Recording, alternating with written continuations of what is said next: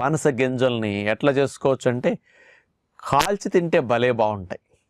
నుప్పుల్లో వేసి కాల్చుకోవటానికి అవకాశం ఉంటే చేసుకోవచ్చు. నుప్పుల్లో వేయకుండా కూడా ఇప్పుడు మనకి మందపాటి మూకుళ్ళు ఉంటాయి, పూర్వం రోజులు గుంట మూకుళ్ళు, అలాంటి వాటిలో పెట్టేసేసి మీరు పైన మూత పెట్టేసేసి పనస సిమ్లో పెట్టేసి అట్లా వదిలేసేయండి.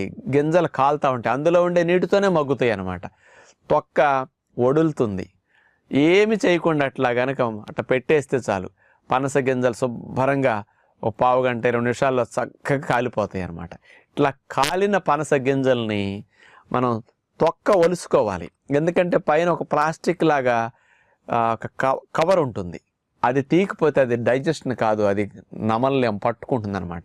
అసలు మంచిది కాదు. కంపల్సరీ అది ఊడ తీసేయాలి. మనం తీసేసి లోపల పప్పు అనుకోండి, ఉడికాక కాలాక ఎంత టేస్ట్గా ఉంటుందో.